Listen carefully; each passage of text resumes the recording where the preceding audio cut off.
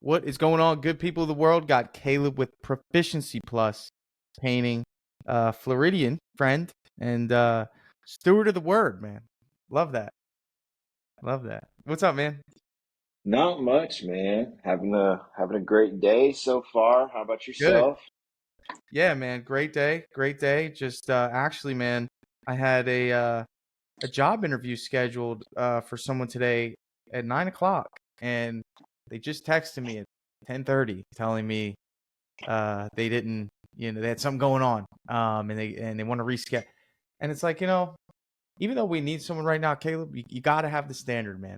You got to have the standard because I just foreseen a job that I would send this individual to be there Yep. at 8 o'clock in the morning, and him saying, "Hey, I'm sorry, I couldn't text you or call you to let you know I had something going on." And you gotta be able to pay attention to the signs, brother. Yeah, Dan Martell talks about he's like if you have an important meeting with somebody, or if he has an important meeting with somebody, he schedules it for like 6 in the morning because if it's important to them, then they'll show up. I like Oh that. yeah, there you go. That's a good. Yeah, absolutely. That's a good way to go about it too. So what's up, man? Tell me a little bit about why you scheduled this meeting, man. What can I do to help you? I'm gonna be very direct and brutally honest. Uh, so I've been having a real slump with the residential sales, Okay, and I've had this happen in the past, but it's been a can't couple sell them. years. Yeah, Okay, exactly. And so I'm not really sure what the problem is exactly. I don't know if it's I don't want to blame the market, but I just think that don't blame the there's market. It's not the market. The yeah, it can't market be the is market. high. But you were on our mastermind call yesterday, and you had everybody share like what they would price this house at, and I was like the lowest one out of all those guys. But I'm not trying to compare myself to other guys in other markets that are better at selling than I am. Yeah, But I really don't believe that like my pricing could be that much higher. I do believe that every time I lose a sale, I always ask why, and they always say it's price. So I feel like the price has something to do with it, but I know that if I was better at sales, I could sell at a higher price and they would be glad to pay it. What's your yeah. feedback? Well, let me ask you this. In your opinion, do you honestly feel like your price is too low, or do you feel like the value that you're offering in comparison to what you're charging is in the eyes of your customers is not where it should be? Because, well, and I'll follow up with this. Price is relative. Me and you could go bid the same job. Me and you are going to exude different emotions out of the customer because we're different people. And I have different strategies than you do on getting people to trust and like and want to buy from me. And that's from my 14 years of sales experience. Okay. So there's different nuances of the way I handle business than you do. We could be painting the same house. We could have the same amount of painters on that house. So my thought is let's dial into your sales process. You walk up to the door. I want to know what your process is. As soon as you walk up to the door, I need to be able to see if there's any holes in your process. Okay. Um, so the first part is, I'll go there, knock on the door, take a couple steps back, they answer the door, introduce myself, and then, let's say that it's an interior. I'll go in and chit chat with them for a minute or two. Try not to jump right into it, but kind of warm them up a little bit. And usually I'll try to wait for them to kind of bring it up. I'll try to build rapport there, in the foyer, at first. And then, so once we kind of start talking about the actual project, then I'll start figuring out what their scope of work, is, what they're looking to have done, what's the motivation for them getting it done. And then as we start to go through the house, I will kind of, ask more questions and I'll explain, uh, kind of what some of the different things that we offer are, and I'll also be kind of probing them for if they have a budget or if there is if they'd ever had somebody do this type of work before, if they have an idea of what it should cost, those kinds of things. And then I'll take some time, once I kind of have an idea of where I'm going to go as far as the cost is concerned, I will take a few minutes just to make sure that they understand, like the tiered package system, which is how we do our estimates. We kind of have like a good, better, best kind of Oh, get rid of that. situation. Really? Toss that out of the toss it. You know what that does? What's that? Creates confusion. Really? You're assuming that people care. The average homeowner could care less about what paint you put on the house. That good, better, best is a strategy used for companies that subcontract work to increase to be able to offset, their very high labor costs. Mm-hmm. Right. Are you subbing? Yeah, absolutely. Okay. Well, I mean, it makes sense, but that's hurting you because in Florida, most companies don't subcontract their work. Do you know why? Why's that? Because they can paint year round. So generally speaking, it's not hard to staff employees. Most of the reasons why companies up north subcontract is because they can't keep employees throughout the year. It's hard because there's snow and there's elements that we don't have here. So you're creating confusion there with the tier pricing. I'd get rid of that and just go super paint on exterior, super paint on interior. Okay. And if you get someone that wants something else, just go from there. But out of 100 estimates, one person might ask me for a different paint. They just want to know that it's Sherwin-Williams. They don't care. Well, it's also the different levels of prep too. Like, they'll have different, Dude, it's not. Do the job the right way. One price to do it the right way. There's not different levels of prep. I mean, I'm trying to help you simplify this. Your sales process is all over the place. You and I both know that. It's a jumbled mess. Let me give you an example. You go into a restaurant. What happens first? You'll meet the host. They'll take you to your table, and then they'll hit you with a menu. Okay. Give me your attention for a second. Go through it again. You go to a restaurant. Give me the process. So you go to the host stand, and then they take you to the table, and then they hand you a menu, right? And then what? Then they give you a couple minutes to look at it. And then what? Then they'll come back and ask you if you have any questions. And then what? And then they will, if you're ready, they'll take your order. If they're not ready, they'll come back. Okay. Then what? The whole Then they'll take your order. Yeah. Take your order. Then they put it in the computer, and then they give it to the cook. The cook makes the food. They deliver you the food. They ask if you like everything. They give you a bill. You pay the bill, and you leave. Okay. You need to be able to explain your sales process the same way you're able to explain the restaurant process. You have to firm it up. I'm just taking notes over here on this other screen. Yeah, and that's fine. That's fine. But you have to be able to firm it up. So my sales process is this, okay? I walk up to the homeowner, I knock on the door, I have a brochure and a business card in hand. I introduce myself, I hand it to them, and then I start with a question. That question is, why am I here? What is the story? Is really the ultimate question. Okay? What is the story? And based on the answer to that question, that's how I determine my sales process. It pivots. Okay? It pivots. So you need to identify what you offer based on those questions. So I'm going to be the homeowner, and I want you to ask me this question. I want to see how quick you can pivot. Okay? So you knock on my door. It's an exterior paint job. So go ahead and ask, hey, Tanner, what's the story? Why am I here? Oh, so hey Tanner, what brings us here today? Yeah. The HOA sent me a few letters. I gotta get the house painted. Okay, gotcha. When did you get that letter? I got the letter last week, actually. Okay, and then did you have a budget set aside for this project, or? No, not really. Okay, cool. All right. So are you just looking to get it done kind of as soon as possible, or are you looking to get the best price? So what you're doing right now is you're spinning me in a circle, and you don't need to be doing that, right? You're not coming in as the expert, Caleb. Hold off on the notes. You can rewatch this later because you're not going to catch things if you're writing notes the whole time. You know what my problem is. And you're just having me relay to you things that don't matter. You're already talking about budget. You're already assuming I have a budget, right? Who cares if I have a budget? So I'm going to treat you like the homeowner. You have an HOA letter. I'd say, Caleb, when did you get the HOA letter? That was a great question.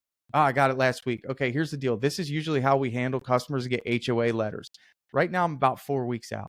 Okay, but the last thing I want is for you to get fined.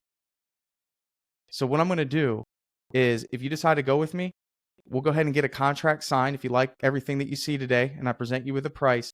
And I'm going to email our contract to the HOA, and I'm going to let them know that you're in contract with me so they leave you alone. How's that sound? I like that. You like that? And then I see that we have a lot of fading here. Do you know why that happens? Well, generally speaking, it's because we live in Florida. There's that big ball of fire in the sky, right? How long ago has it been since it's been painted? Oh, it's never been painted before. Have you ever hired a professional painting company? No, you haven't. Let me explain to you a little bit about why we're different so you can prevent this from happening for a very long time, okay? So what am I doing? First of all, I'm trying to create urgency around his issue, okay?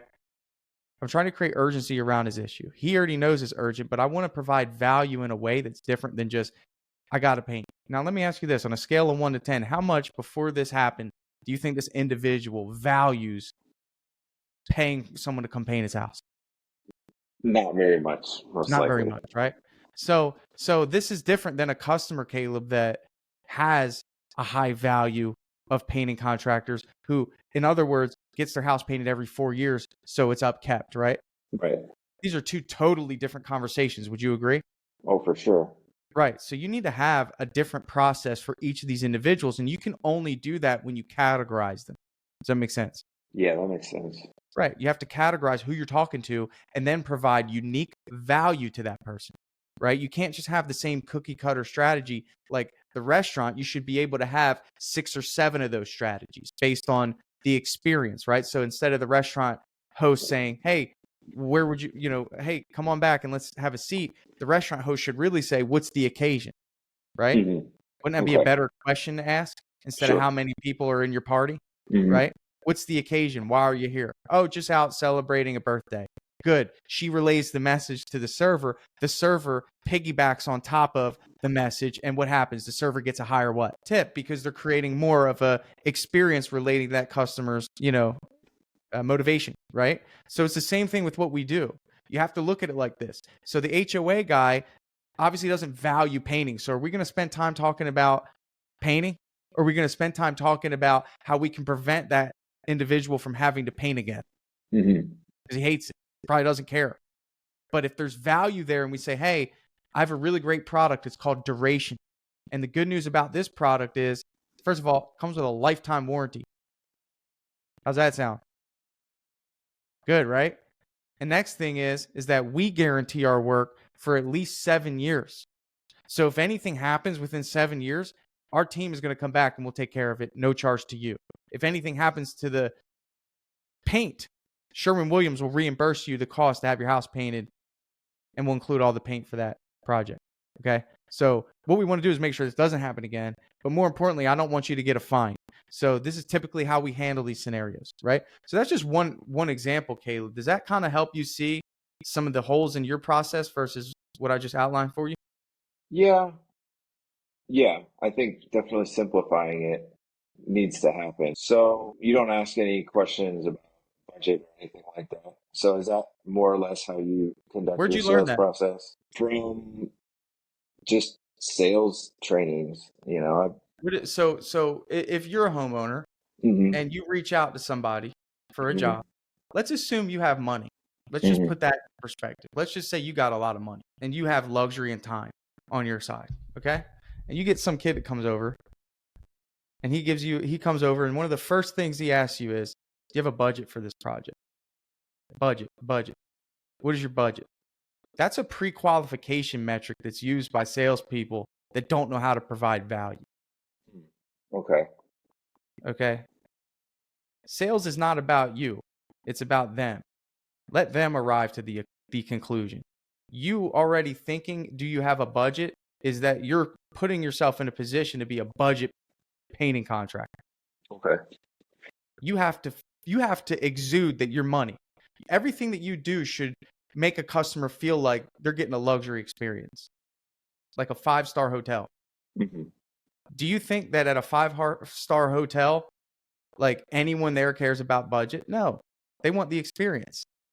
Now, in some cases, yes, budget is important. You have to decide how you handle that. But for me, in my business, our price is our price, dude.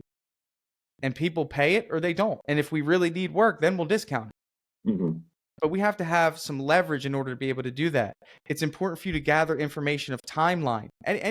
I've never asked really anyone what the budget is until I present them a price and they give me an objection. Then we talk about, hey, is this in alignment with what you thought it would be? I wouldn't say the word budget. Right. I would say, okay, no, I thought it was going to be way less. How'd you come up with that? I got another quote. Okay, and did that other quote include the soffits and the pool deck that we added? Oh, you know what? No, they didn't include the soffits. Well, that's why we're so far away. I could take them off for you if you want. No, but they really need to be done. Generally, that's why. Let me explain why. In order to do soffits, we got to prep a little extra. It's going to take about an extra day of work to get them all sprayed. We can't paint the walls until, it's dry. So that's where the extra time comes in. But it's well worth it. I can't tell you how many jobs I've sold by hanging in there and utilizing their expectations versus what the reality is.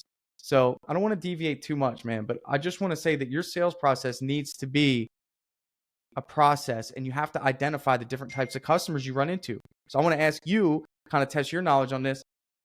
What type of customers are you going to run into, right? So we have the HOA guy, right? Hmm. Who else are you going to run into? First time home buyers or somebody who just All bought a right. house. Cool. First time home buyers or somebody that's moving in, right? Uh-huh. All right. Who else? Somebody who's been there for, 5 to 10 years. Cool. So somebody's looking that lives there and wants to upkeep the home, right? Yep. Okay. Who else? Let's see. So we got the So you got HOA, the people who just moved HOA guy in. is upkeeping because they have to, not because they want to, Yeah. right? Hmm. Moving in guy, that's somebody that needs it done, but also wants it done because he's going to live there, We right? got moving out. Somebody's People moving that are out, people are right? So moving would you out. say that they want it done or they need it done? Yeah, they need it done. They need it done, right? Hmm. So what we've identified is that there's different categories of people that they have different motivations, right? So we're not going to treat the person that's moving in the same way that we're going to treat the person that's moving out, right? Hmm. If you had to narrow down one underlying motivation here between someone that's moving in and moving out, tell me the number one motivation of someone moving in. Like what is Dur- the biggest Durability, value? Durability. Really? durability, and then also getting to make it their own. Really? You think so? So if I called you and said, Caleb, I'm getting ready to move in your area and I want an estimate for a painting job. Mhm. How would you approach me? It's a phone call. What were some of the questions you'd ask? What color you have on there now, and what color Do you you're think looking to that's go the most to. important motivation, Caleb? Speed is usually the most important motivation. Usually they want to do it before the furniture gets in and all that There you stuff. go. There you go. Hmm. So it's actually time. So it's a mixture between time and it's a mixture between quality. But you have to understand that time is actually more important because here's the deal. If you say I can't get to it for 2 months, you're disqualified, aren't you? Sure. Oh, for sure. So the first question you need to ask is, when are you moving in? That's the number one question. So we can make sure. So the thing is, you need to come across as an expert, right? Because you identify. So your brain should be thinking, okay, what type of customer is this? Are they an HOA upkeep, right? Somebody that's upkeeping because they need to or want to. Okay, no, not that type of customer. Are they moving in?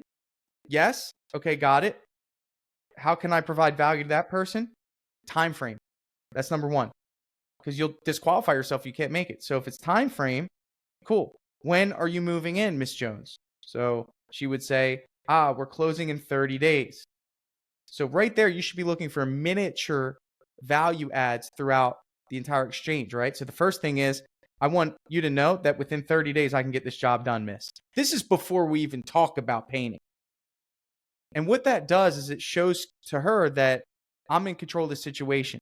The next thing I'm going to do is I'm going to say, Another thing that you're going to love about us is that I can quote this entire project without having to see the house. This way, you don't have to go in and get your realtor involved. We can come up with a price without even having to go. Is that something you'd be interested in?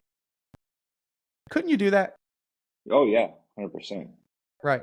So why create the headache of having her get the realtor involved, getting the house open, you going to look at it, taking your time on a price? She wants a price. She wants to lock that in. Imagine all the to-do list items someone who's moving into a house has. Movers, painters, sometimes flooring companies, drywall, electrical. I mean, be the company that just makes it easy, right? That should be the focus, especially with painting, because generally speaking, painting has to be done first. Mm-hmm. So again, still not talking about the project, creating value in a unique way that's different than what the other guy's doing. Nobody's doing this unless it's me, right? So you affirm that you could do it on the time frame that she needs. You get the price before virtually, and then the third thing you do is at that point you talk about quality, experience, color, maybe a color consultation, things like that. So you got to look at these things in a deep way, dude, especially when you're wondering why you're not selling. And it's not so much that you don't offer a good service. You got to realize they won't know that until after they hire you. Right. So you got to work on all the things that you do and say before they hire you. Does that make sense?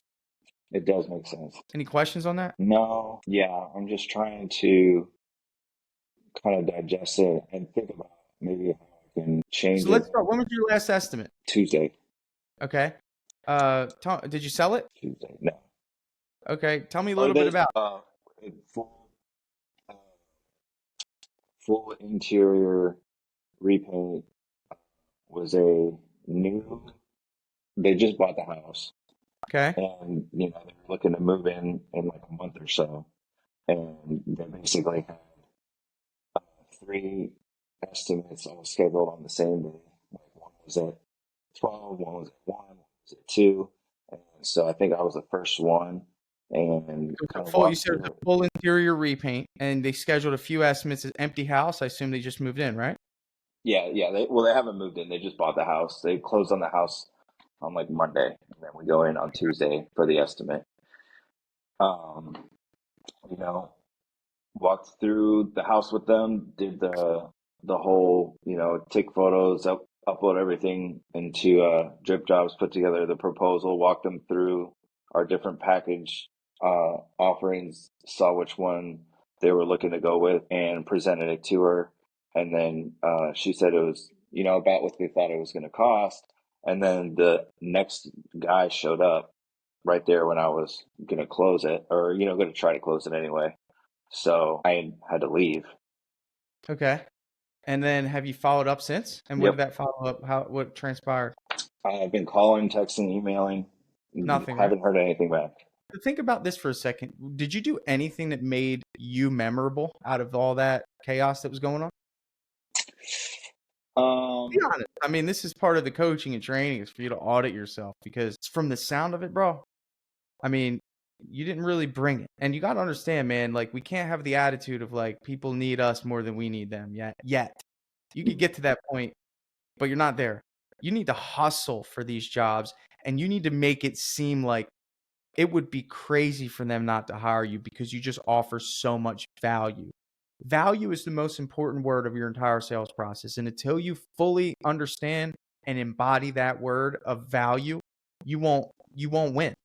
There's no way. So think about it for a second. You go and meet the customer. You know that they're moving in. Okay. When are they moving in? within the next month.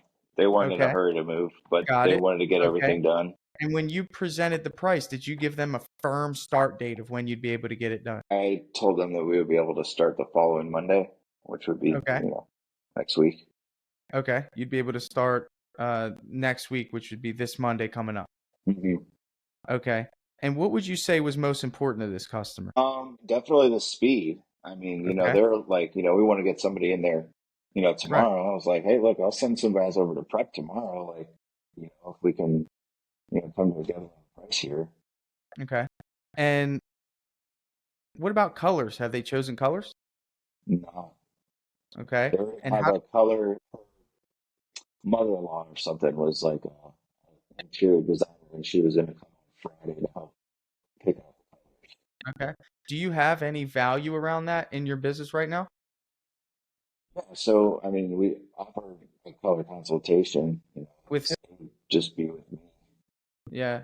So that's probably not helping. Not no disrespect to your color ability, but that's not a high level experience, is it? It's, I mean, Compared to Miss Jones, just so you know, once you move forward with us, I'm gonna have Donna call you. She's our color consultant, and she's gonna come by and she's gonna sit with you and she's gonna make sure we get the colors in order and she can offer some suggestions. How does that sound? mm, Isn't that more of a concierge level service yeah, definitely. for $100 that I pay for each visit? And then guess what Donna winds up doing? Upsells Mm, all day, and she gets a percentage. So this is an area of your business that, dude, if you stay in this business, do you know how many people are going to run into a color barrier? Do you know how many people hire us because of the fact that we send a designer over to help with colors? I could see that. Do you know how many people have never had a designer help them with anything in their life? Do you know how many women struggle with design in their homes? Mm. How do I find a designer? How do you find a designer? Um, you could Google designers in your area, and they love it because color consultations are easy. It's a quick Mhm. $100 for an hour. You know, just introduce yourself. Hey, I'm Caleb. I have a bunch of customers that are going to need color consultations. We work with Sherwin-Williams. So we're really looking for someone that we can send to do 1 hour color consultations to customers that hire us to paint their home. Is that something you'd be interested in? Anything between $100 and $150 is a fair rate for an hour. This is a must. That's a must. So I would consider that because again, you don't have a lot of leverage going in like that. You went in, you ran around the house, Mhm. barely got to know the girl or the lady. She's got her mother coming to help with colors, and she needs it done by Monday. That's all you told me. What was the scope of work? So mostly walls and trim, and then she needed to have some ceilings done, not all of the ceilings done, How much of the and ceiling? What percentage? 2 rooms. Okay. So walls and trim throughout the whole house. 2 rooms need the ceiling done. Okay. Mhm. Did you agree with that, or would you think it would have been better if you did the whole ceiling? Well, no, there was one ceiling that was like painted the same color as the walls in the foyer, so that obviously needed to be done. The rest of the ceilings looked pretty good. She was thinking she was going to be doing wall ceilings, everything, and I told her that didn't really need to do all the ceilings, just that one ceiling that's a different color, and then one ceiling that had some Well, if you some paint it damage. bright white, would it look different? Say that again. If you paint the other ceilings bright white, would it look different in comparison to the other ceilings? She had the color that they had used to paint the ceilings. It looked like Oh, everything had been fairly freshly painted. However, it wasn't her, so let me ask you color. this. So how bad did you need this job? 1 to 10. 10 being I need this freaking job. Oh, 10 for sure. 10. Okay. So when you presented the quote, you provided this tiered system. Tell me about this tiered system that you've been doing. So it's walls and trim. How many square feet on the house? I think that it was 3,500 walls and trim. Tell me mhm. your tiered pricing system and the prices that you presented. So we do silver, gold, and platinum. Those are like All right, our. what's in silver? So silver is super paint with 2 coats, no drywall repairs, and basically How a much? basic How much level did of that come prep. out to? I think it was like 10,000 and some change. Okay, and then what was the other ones? So I didn't write up the gold or the platinum because she just chose that she wanted to go the silver route. Probably would have been around Yeah, 15 for yeah. the gold. Um, and did the trim include the doors? Hmm. So walls, trim, and doors with the 2 ceilings. Hmm. So get rid of this package deal. Get rid of it. And you'll start to understand that, like, let me ask you this. Um, if you go to a restaurant, someone comes up to you and says, bottled Voss water, or would you like tap water? Which one would you like? Tap water's cheapest. And you're out to eat. Doesn't that make you feel inferior? Probably a little bit. Right. So what you're really doing is you're categorizing the customer when you create the silver package. Does that make sense? That makes a lot of sense now. People, You're putting them in a position to admit to you that they can't afford something. And that could be in front of a significant other. That can make the husband feel inferior if the money's not there. mm-hmm. Ditch that stuff, dude. It ain't helping you. It's never helped you. Okay? So it's one package, and you do it right, and you prep the house the right way. I think if you and I come in there, our package is the premium package. There's one way. I'm pricing it one way. We only know the whole way to do the job. Mm-hmm. If there's extensive drywall repairs, I'll price it separately. You can do them or you can't. Find a drywall guy. Right. There's wallpaper removed. I'm pricing it separately. You're confusing your buyers and you're categorizing. That's not good. Now, the second thing is you need to be a salesperson, dude, okay? And it has everything to do with how you dress, how you look, how you present yourself, the level of excitement you have, right? You better not let someone be more excited about their project than you are, because you're the expert. They should feel that you love this stuff, and you need it. Desperation could probably be seeping out of your pores, right? If you don't start selling soon. So the thing is, I look at this scenario here. You have a $10,000 job that you would have been happy taking 10 grand to do this work, by the way. And you have these two ceilings that are variables, right? I would have positioned it like this. Here's the deal, Miss Jones. I know you have a lot of estimates today. I would love to earn your business. I can actually get started tomorrow. Okay. We'll get started prepping. We'll get everything covered. Did I discuss with you how we're going to protect these floors, your cabinets, your countertops? Yes, ma'am. Not only am I going to do that, but I really, really want to earn your business. We could use the work, and I just know I'm the right fit for you. What I'll do is I'm going to throw in these two ceilings for free. Let's get them off the quote here. If you allow me to earn your business by the end of today, I know you got some estimates, but I would really like to know so I can start scheduling things in and get this taken care of for you. But I'll take off the two ceilings and knock them out for free. So then what you're doing is you're creating some value, perceived value. Does that make sense? There's something there. There's this one thing, like, she can't make a decision right now, but guess what you did? You gave her a reason to call you back, because it creates the perception of loss if she doesn't. So you 100% got underbid, and someone came in and added more value than you. Or you didn't create enough value for her to really understand why she should hire you. You just came in with this package pricing, and you made her choose the lowest option. And that lowest option, I hate to say this, but the lowest option made her feel like there's going to be other things that aren't going to be taken care of because she chose the freaking lowest option.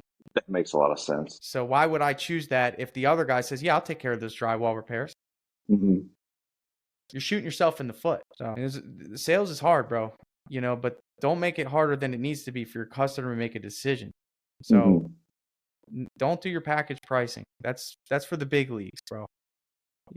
Where they have salespeople deployed that can use psychology, and they have volume where they could just tear through people. We're not there yet. You don't need to do that. I never did that once. I appreciate you saying that a lot. Yeah. Well, this is a breakthrough, bro. We got to break through. I'm here for it, man. I'm here for it, because it's not, it's not a good feeling either, too, to just not win. It's discouraging. Yeah. Well, I think you're somebody that has faith. You want to build something great. If you're not careful, man, this could put you in a depression. I know. Trust me. Yeah. Well, that's why I do these. But you need to reframe your thinking. Okay. And I just want you to understand that you will generate income to the proportion of which that you go above and beyond for people with a caring heart, with a loving heart, and that includes your employees and that includes your customers. So when it comes to a job, stop thinking about what you can get out of it, because you could have sold that job for way less. But you're trying to hit grand slams off the plate, dude. You're just trying to hit, and one of the biggest issues and the reasons this is happening is you don't have a responsibility to your subcontractors to keep them busy every day. There's no leverage there. There's no pull, right? If you had a team of 3 employees that go to bat for you every day, you would have sold that job for 7,500 and you would have got it just Yeah. to keep them busy. Yeah. No, that's true. And that's something that's been a little bit of a concern of mine. Is like I wonder if like I'm overpriced from the standpoint is this people are doing it less expensive because they can afford to do it cheaper. Dude, you're selling the job for 2 businesses. Yeah, 2 that's businesses true. are trying to make money. Your jobs are way more expensive. I don't need to do that. Mhm. I would crush you in price, and we'd probably make the same margin. And that's because I've created the employee model, and it works here in Florida. I know, and I could say this to you because we could possibly compete on the same job at some point, right? So it would just simply be because my labor margins are going to be lower than what you have to pay a subcontractor to come in and do it. But generally speaking, you really, if you're doing the subcontractor model, it really only works with volume because you're only making 20, 25, Mhm. so there's pros and cons. It's always going to be an argument, but I think someone like you don't have any employees right now, right? Have you ever had employees? Yeah, it's not for me. Why? Well, I experimented with it a lot in the last year and just did not have any good experiences. Cycled through a shitload of guys, and even I mean, had my we could do the project same thing, manager bro. Problem say here, again. Caleb, we could do the same thing with your sales process. You could say, well, like, I'm not selling. And then, like, if you drilled down with me on what that process was, Mhm. like, I'd probably tell you exactly what you did wrong. And it's not so much that, that's usually the case. Like, oh, I cycled through guys, they didn't show up, they didn't do a good job. It's No, like, I had some guys that showed up for a while and stuff. It's just it's too much of a burden to have to oversee a bunch of employees. I prefer having the contractor model because they're responsible for their own jobs, they're responsible for their own materials. I don't have to keep up after them. I don't have to worry about paying them every week. There's just so many things over the yeah, but last. how's that really working for you though? I only had problems when I did the employee model. I never had any problems with the subcontractor model. Yeah, but when it comes to your pricing, look what's happening. I could probably afford to go cheaper on the price, but I don't know that that's I mean, necessarily. do you feel like you're making money right now? I know that No, I mean, there like, I do you could be feel like doing as a business owner, like you're making money every week? Like are you thriving financially right now? well, yes and no. This is not necessarily because of the model. It's because of we work with a lot of GCs and it has its own set of Right. topic for So what's the end goal here with this business? honestly, just to get a couple more people in place so that I don't necessarily need to be involved because it's a means to an end kind of for Are you me. burnt out? No, but yes, at the same time, I could tell. a little bit. Yeah. Yeah. So you're burnt out. It's a means to an end. How do you expect a revival to happen here? Honestly, just doing exactly what I'm doing right now, trying to figure out where the breakdowns are and what the breakthrough is going So to the look like. problem is that you're writing a story and you don't know how it's going to end. So you're writing it in a way that's just like, well, it could go this way, it could go this way. And unfortunately, with business, there's got to be something that is kind of like the magnet that pulls you in the direction. You don't ultimately have to get to there, but there's got to be something, dude. Like maybe you want to scale it to $1 million a year and you want to sell it to someone for 200 grand. Like that's, unfortunately, the multiplier isn't very good on Yeah. No, paying I business. just I just want to have like 3 or 4 people in place so that they can manage it so that I don't have to be involved with Okay. the day-to-day stuff, you So know? let me help you understand the reality behind that. When you say you don't have to deal with day-to-day stuff, that would mean that you would have an office admin in place, Hmm. right? Or they handle customer communications. You'd have an estimator doing estimates for you, Hmm. right? And then you would have crews out there doing the work. And then you would kind of step in, quality control, coach and teach, Mhm. all that, right? Yeah. Well, that So that's was how it was set up at the end of last year. In October, I had two salespeople, project manager, and like 25 painters. And, you know, just, we had bad painters that did not do a good job painting. We were getting either fired or having so you projects go were you over. doing a lot of the track? Were you doing track homes or were you doing a lot of new construction? We do a lot of new construction. We do custom homes. So are you looking to pivot entirely into repaints? Is that the goal? No, so the way that we had it structured last year was 33% commercial, 33% new construction, custom homes, and then 33% residential. Okay. Uh, and so the residential piece or the commercial is kind of fallen off, and the new construction is kind of still in play. That's really what's carrying us right now. And then the So who do you residential have? thing, Do you still have the admin? Do you have what happened to the salespeople? I had to let them go. They weren't selling, so I had to let them go. Okay, And it got it. cost me because, like, well, I won't get too much into it, but they weren't selling. So then all of a sudden my painters don't have work, and the painters were not doing a good job with the things that they were assigned.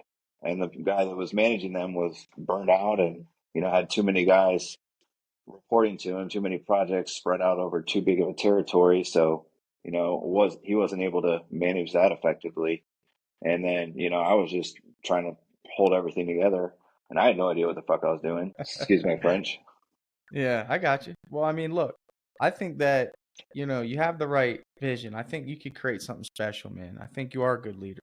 I think it's just a matter of consistently refining these areas of your business from marketing to sales and then figuring out like, dude, like, I don't think there's anything wrong with creating a team of 3 employees that are rock stars. It's the same thing, dude, as Hmm. subcontract. It really is. Like you're just classifying them differently, but you have leverage over their time and Hmm. schedule and Yeah. who they are. And I just, it takes time. You got to put out those ads. But let me ask you this: would there be any drawback to you putting out an Indeed ad and getting a rock star crew of employees for residential work of 3? Yes, only because I wouldn't have the pipeline for them to stay busy at this time, Okay, which but is that's partial. the catch 22. That's the problem is that there has to be a period of uncertainty, but then what happens, what I find is when I get a really good applicant, I'm more motivated than I ever am to get jobs. Like, because I want to make sure that they come in and they have work and and it's like, dude, I can't explain this, but like, you might feel burnt out right now, right? In a sense, you said that you might be. You're a man of faith. I think, is there a part of you that wants to help others? Do you have that desire within? Well, yeah, sure. Create opportunity for others? Hmm.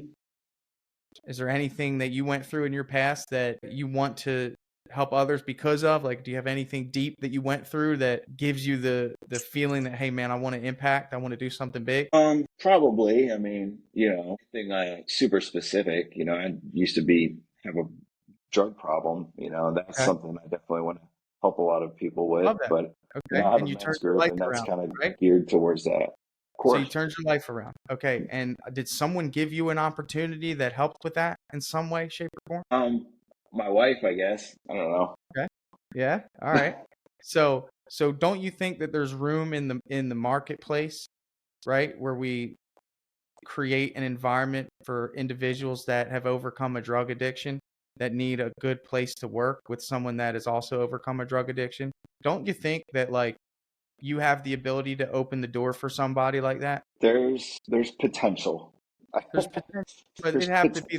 it'd have to be someone that has really overcome it that you can feel has the right intention that aligns with you, right?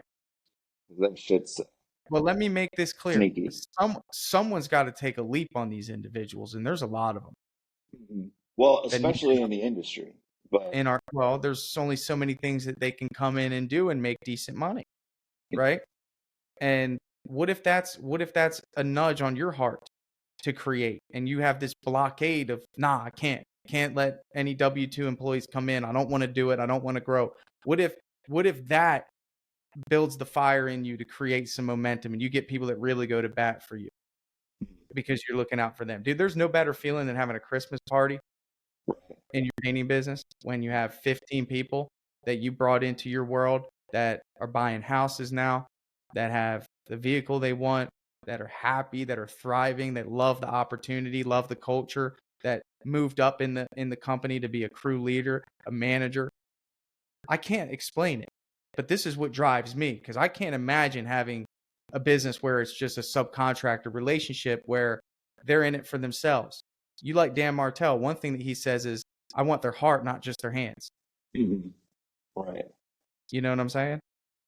I don't know if that sits with you, and if it doesn't, I understand. It's a lot, but if it does, I think on the other side of that, bro, you'll have a lot more motivation, man, if you give that a shot, especially on the residential side. Yeah. That's the beauty of what we do, man. You can really help. Yeah. I think there's a path to re-exploring it, but I just came off of that particular decision really screwing me big time, just not having the right guys. And And so, how did you find your guys? mostly referrals. I've had guys that I've worked with over the years that were good, Sure. and then And they bring on people. I would implore you to invest in a real hiring process, Right. like a Yeah. real, Well, not give it just a for the real. painters. I mean, for the sales reps and the project I'll be managers and honest with you, Caleb. I believe that the sales reps didn't get quality training. I know they didn't. That's why I'm like, I need to figure out how I can get my You need sales to process down so that I exact. can put it You have to be into able to an teach it. SOP, and then I'll be able to train them. I don't want to go Right. and just hire somebody and trust that they know what they're doing because I don't, which is kind of what happened. You know, that's the shitty part about salespeople. They can sell themselves. It doesn't Right. necessarily mean they know what they're doing. Well, I don't think you need a salesperson. I think you need an estimator if you get somebody, and that's a different conversation. But um, you know, we can get there at some point. But was this helpful for you, man? Yes, absolutely. Yeah. Well, I'll be seeing you at the gathering, right? You coming? Yeah, I can't wait, bro. Looking forward Cool, to man. it. Yeah. I don't think did you come last year? No, I didn't. I didn't know that was a thing last year, but Yeah. May 10th, man, Yeah. I'll be there. Yeah. Cool, man. Well, I look forward to seeing you, bro. Well, thanks for booking this, and try some of those strategies in the sales process. Listen to what they're saying, and then find unique value propositions for each individual customer, man. I think that'll make a world of difference. I would ditch the tiered process, just one price, and then go from there. I love it, man. I appreciate your All right. time a lot. Take care of yourself, man. Cool, brother.